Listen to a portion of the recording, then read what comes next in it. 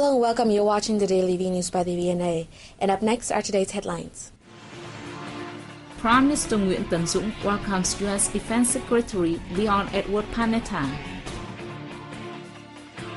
Midterm meeting of the Consultative Group for Vietnam opens in Quảng Trị Province.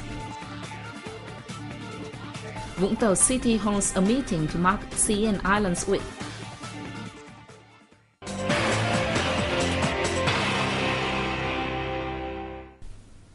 Following up on yesterday's report, U.S. Defense Secretary Leon Edward Panetta was received by Prime Minister Nguyễn Tấn Dũng in Hanoi on June 4th.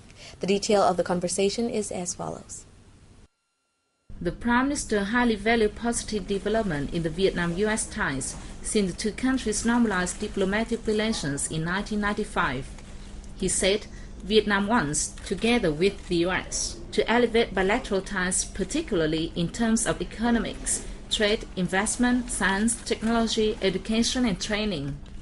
The country also expects to boost cooperation with the U.S. in regional and global concerns, including anti-terrorism, transnational crimes, non-proliferation of mass destruction weapons, and the fight against climate change. Prime Minister Dũng said Vietnam and the U.S. need to strive more in trust-building process and elevation of bilateral cooperative ties. In return, Secretary Panetta said the U.S. government attaches importance to boosting ties with Vietnam under its Asia-Pacific policies. He also expressed his wish to expand cooperation between the two countries on various aspects, especially in security and defense. Panetta said he hopes the two nations continue to implement the Memorandum of Understanding on Defense Cooperation signed by the two defense ministries last year. He added that U.S. government also wants the two sides to elevate the bilateral ties for the mutual benefit. The same day, Foreign Minister Phạm Bình Minh met U.S. Defense Secretary Panetta. They discussed bilateral and regional issues of common concern. Secretary Panetta introduced the U.S. new defense strategies with a focus on enhancing cooperation with Asia-Pacific and Southeast Asian countries, including Vietnam. Minister Minh proposed the U.S. government make more contributions to solving the aftermath of the war, especially clearance of unexploded ordnance and decontamination of Agent Orange dioxin and help for Agent Orange dioxin victims. They also affirmed to broaden cooperation on matters such as safety and security in the East Sea, water conservation, and sustainable development of the Mekong River. The 2012 midterm meeting of the Consultative Group CG for Vietnam opened in Dong Ha City in the central province of Quảng Trị on June 5th. Deputy Prime Minister Hoàng Trung Hải attended the event. The meeting is an excellent opportunity for the Vietnamese government and donors to discuss ways of boosting socio-economic development, reducing poverty and dealing with natural disasters in the central region, which boasts a great deal of potential but also faces a lot of difficulties.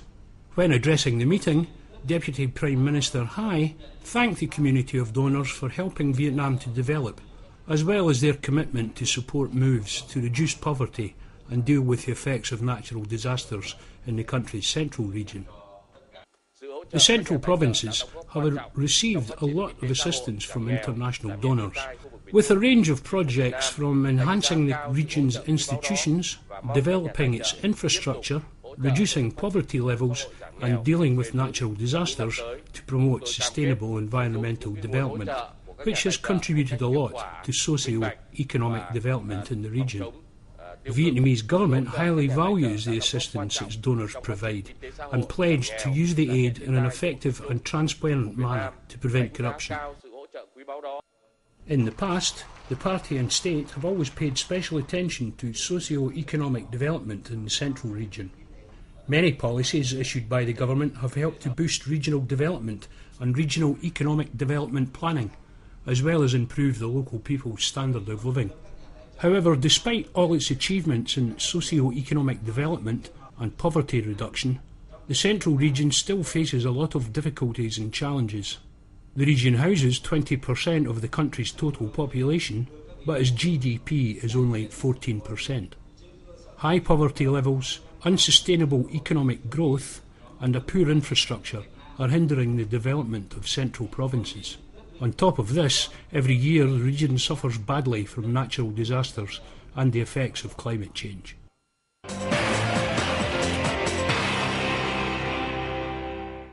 To mark Sea and Island Week, World Environment Day that falls on June 5th, and the World Oceans Day on June 8th, a meeting was held in southern Vũng Tàu City on June 5th.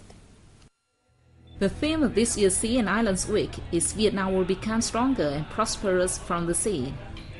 The theme requires each citizen, especially the younger generation, to get together and promote the value of the marine and island environment to help with sustainable development.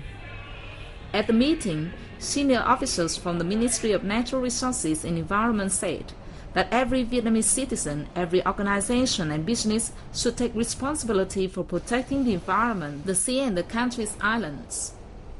Vietnam has sovereignty over 1 million square kilometers of sea and continental shelf, more than 3,260 kilometers of coastline, and over 3 southern archipelagos and islands. To tap into the full potential the sea and islands have to offer, the country's strategy to develop the maritime economy is just one of the 5 key parts of the national strategy for economic development from now until 2020 and beyond. Representatives from the Vietnamese government and the country's power generators are visiting the Atom Expo International Forum, an exhibition in Moscow. The exhibition drew over 500 companies from 53 countries, with Vietnam attending for the first time. The event focuses on the design and construction of nuclear power stations, operational safety issues, new nuclear projects, recycling nuclear fuel, and managing radioactive waste. During the forum, many agreements, protocols and contracts are expected to be signed between the Rosatom nuclear corporation from Russia and a host of other foreign partners.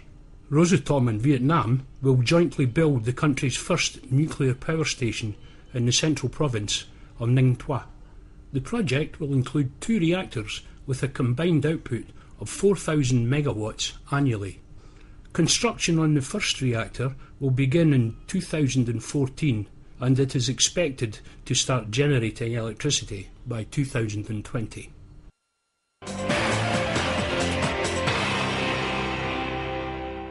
To support flood victims in the Mekong Delta region, the Vietnam Red Cross held a meeting in Hanoi on June 4th. The project is funded by the European Commission's Humanitarian Aid Office and being carried out by the French and Spanish Red Cross.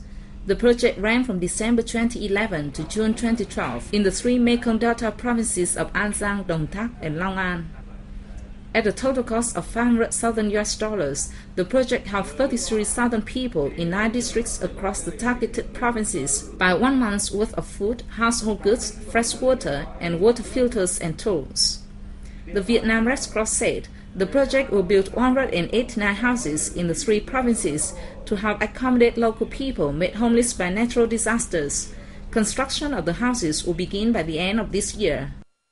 A forum held by German Chamber of Industry and Commerce discusses Vietnam's potential for harnessing wind power and ways of tapping into this source of renewable energy in Ho Chi Minh City on June 4th.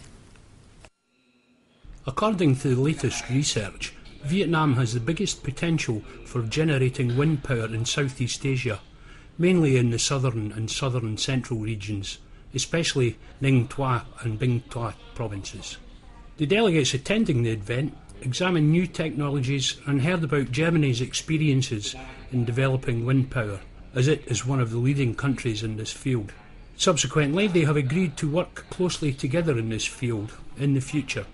The Ministry of Industry and Trade said that the government has offered several incentives to businesses that are keen to invest in wind power in Vietnam. Developing wind power is essential, as Vietnam does not enough natural resources to produce adequate supplies of electricity. Wind power is also good for the environment and ensures sustainable development. And those are all for today. Thanks for watching. Goodbye.